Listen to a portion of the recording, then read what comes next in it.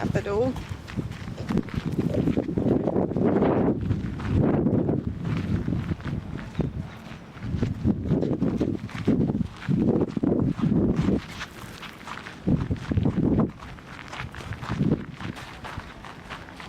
Looked exactly like the first Capitol looked. It is sitting on the original 1705 foundations, but notwithstanding the fact that, as you notice, there's no chimneys on the roof line and there were no fireplaces in the first Capitol building, which is a copy. Notwithstanding that, that was burned down in 1747. So they rebuilt with the same foundations on the same spot. And because the brick foundations are 5 bricks wide for a brick building this tall, you don't move the building. You build on the same foundations. It looked a lot like the first one. Anyway, they used the second one until they went up to Richmond in 1780, where the capital city still is. And then, because they had stripped the lead off of the roofs of one side to make bullets for the Revolution, that side started to deteriorate, so it was sold for building materials to raise money to repair the other side. It was a school for young gentlemen. Finally, it burned down in 1832. And this was a vacant lot for 100 years until the Great Depression, when some folks thought it'd be really neat to rebuild the Capitol on the original site where they declared independence in 1776. And so here it is. It's actually 2 buildings built side by side or in parallel with a one-room kind of bridge over the piazza joining them together. And what you're looking at right now is not the front of the building, but the side of the building. In the 18th century, the front was the west side facing the grand vista towards the College of William and Mary. So not surprisingly, the King's representatives, the Governor's Council, they got the front of the building, and the People's representatives, the House of Burgesses, got the back of the building. And of course, that division of power between the king and the people vanishes in 1776, but it was very symbolic of that relationship before. Anything wrong, he was just actually a preacher or minister in the Presbyterian Church. And the thing is, he wanted to preach the gospel according to the Church of Scotland, but this was a Church of England colony. So he couldn't do that without a special license from the Governor and Council serving as a few miles from here, where he came from. And they felt so good that they didn't stay in quarantine but went home. And they gave the smallpox to other people who then did die. So that's why he was so angry. But what happened next was Lord Botetourt, the King's representative, a member of the House of Lords, serving as Governor and Chief Magistrate. He rose and he said, since Mr. Nelson had declared his private opinion so publicly, and that underneath the neighbors on the frontier, for that much land, you got to get a patent. And also writs to free slaves. The Society of Friends, the Quakers, decided it was immoral to free slaves, so they wanted to free them. But by law, you can't do that. The only way you can free your slave is to appear before the Governor and Council and get a writ of manumission. Or your slave has had to serve you faithfully for 25 or 30 years. That's meritorious service. Then you had to prove that the new free person would not become a burden to the taxpayers of the church, because if you're destitute, you can't starve to death, the parish may take care of you. And so the same thing would be true of a free Negro or free mulatto.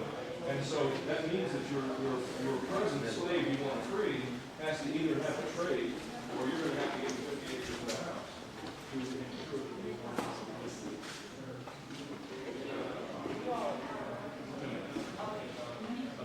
The Emperor of China, the Tsar of Russia, the King of Angola, none of these people have to listen to their subjects. But the kings and queens of England always did have to listen to their subjects. There is this right to petition the king for redress of wrong. It goes back to the Saxons. Anyway, so like I said, this is where the king's representatives and the people's representatives, yearbooks, is not 100 volumes, not that thick, and it is these things. So we have changed from a one-book tradition kind of people. There were 2 things in the area named for him by that king, as far as the Americans were concerned, by 1776. And it's the same thing with Parliament. They didn't hate anything in particular about Parliament because, of course, the American form of government is very similar, being a 2-house legislature. What they hated was corrupt government. Now, why did they think it was corrupt? Well, to illustrate that point, let me draw your attention to the map here for just a second. Notice is how Virginia and the Carolinas and Georgia, they go right off the map. And they go all the way to the Pacific Ocean, because Sir Francis Drake stuck his flag in California. Charles I had taxed the people without their consent. In 1649, he was beheaded.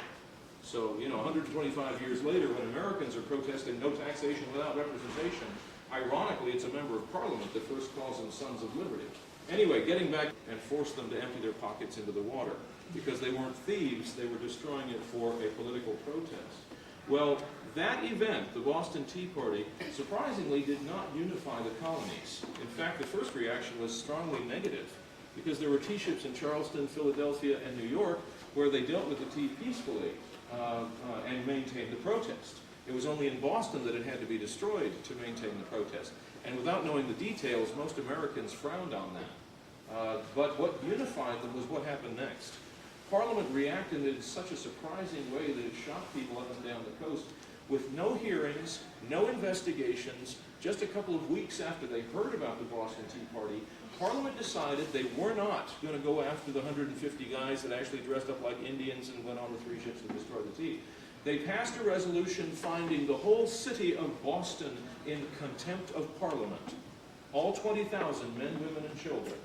Now, there's no precedent for this. They made it up as they went along. In consequence of the contempt, the Parliament fined Boston 20,000 pounds sterling, and they sent 3 ships of war to Boston to collect the fine from the city. It's because they refused to pay this illegal and arbitrary fine that then Parliament passes the Boston Port Bill, shutting the harbor as a coercive act, leading to the intolerable acts, and all the stuff you read about in the history books. Well, what was wrong with that first resolution? There were 19,000 peaceful subjects of the King of England that didn't even see the Boston Tea Party, let alone participate. So England, that is Parliament, is punishing the innocent with the guilty. And in England, by law, if you suspect somebody, they're still innocent until proven guilty. They get to face their accusers in a court of law, and they get a trial by jury. All of that was being denied. In short, all due process, all civil liberty was being denied to the citizens of Boston in that incident. And the question then is, well, why did Parliament violate 500 years of law and liberty? Well, if they went after the 150 guys that dressed up like Indians, when it came time to get money to reimburse the East India Company, the only people that could be sued were the 150 guys or their estates. And they probably didn't have 10,000 pounds sterling. On the other hand, the city of Boston is the 3rd largest in America and very wealthy by its trade and commerce. And they could easily, well, not easily, they could with relative ease scrape together 10,000 pounds sterling out of the public tax levy. So Parliament made the conscious decision not to support law and order and justice, but rather to try and indemnify the East India Company. Now, once again, the question is, why would they do that? Not surprisingly, many members of Parliament were shareholders in the East India Company. And so Americans looked upon that government as thoroughly corrupted. And that's just one example of why. It says in Latin, endat Virginiae quinta. Now that means that Virginia makes the 5th, which is a pretty weird motto, I mean, compared to Semper Fi or something like that. The 5th what? You look on the shield between the 2 soldiers, you see 4 symbols for kingdoms claimed by the King of England back when Virginia was founded. There's England, Scotland, Ireland, France. That's 4. And Virginia makes the 5th of His Majesty's dominions, what is later called the Old Dominion. Now, that's how Virginia felt about itself. It was trying to be part of the British Empire. It should be noted that England never felt that way about Virginia. It was not a reciprocal relationship. Anyway, this is the Hall of the House of Burgesses. And before I say anything, let me define that word Burgess. It comes from the old Latin word Burganzas. Back 2,000 years ago, when the Roman army was running around Europe, every so often they'd build an earthen mound 30 feet high and surrounded with poles and call that a burg. And someone from there was a Burganzas. After 1,000 years, and of course the Roman Empire is gone, but these things are still around. So somebody who came from a place where there was one of those things is called a burgess. And so when you hear the word burg, as in Williamsburg, or borough, as in the borough of Norfolk, those all go back to that original word for the defensive position. So anyway, that's where that comes from. So we got 2 burgesses from every county, one from each city, one from the College of William and Mary. They meet down at Jamestown first for 70 years, and then right on this spot for 80 years. And mostly what they're talking about is really dull, boring, dry stuff. It's just setting up counties, dividing parishes, regulating tobacco, regulating courts. It's just what you'd expect out of an ordinary government. They don't get really interesting until 1765. This is the spot where Patrick Henry first began the opposition to the Stamp Act. Remember the taxation without representation, which led to the Stamp Act, Congress, and so forth. And it begins a 10-year period where Parliament passes one illegal act right after another. And all during this period, Americans are protesting because they don't want to be independent. This room looks like the House of Commons because they're proud that they're Englishmen in America. They're happy that they've come from a representative form of government where the king has to listen to the people. So what are they doing? Well, they're writing petitions. They're having days of prayer. They're joining non-importation associations, basically a boycott as an economic protest. About the most violent thing they're doing up and down the coast in all the colonies for most of that 10 years is burning effigies. And even that's an old English tradition. You just take some old clothes, you stuff them with straw until you have a life-size dummy, you call it by the name of a politician, make a couple of speeches, and then burn the thing. That's as radical for independence as Americans were. Yes? Well, wasn't there something like tarring and feathering where they covered the person with feathers? Yeah, there are a few incidences, predominantly in Massachusetts, of greater violence. I'll give you a quick example about that. When the people up in Boston heard about the Stamp Act, the Taxation Without Representation, they burned down the governor's house and looted the attorney general's house. When the people here in Williamsburg heard about the Stamp Act, the people stared down the governor and the governor's council. That was it. You know, so I mean, not every colony was as violent in their protests as Massachusetts. In fact, on Guy Fawkes Day up in Boston, there were two gangs, the north side and the south side, and they would have the parade to see who could have the best insult to the Pope and the Guy Fawkes parade, and then have a battle and try and beat each other up. So Boston was a little bit different than most of the other colonies in a number of ways. Certainly not like Philadelphia. Anyway, move off the subject. Getting back to the protests right up until 1775, they're trying to keep the empire together, but then Lexington and Concord happens. Concord on April the 19th, 1775, and that changes everything, because before that date, it was all just words on paper.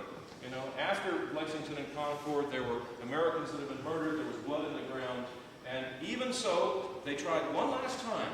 The Continental Congress sent the king a petition called the Olive Branch Petition, and basically what it said was, look, we're your faithful subjects. All we want is the liberties we've been promised, to be innocent until proven guilty, trial by jury, writs of habeas corpus, not subject to arbitrary search and seizure, all that stuff. The king refused to even read the petition, which was the final straw. It was saying he's not even listening the way he's supposed to. That's the least he's supposed to do. And so the king declared the colonies in rebellion on August 22nd, 1775. Basically, England declared war on the Americans in August of 75.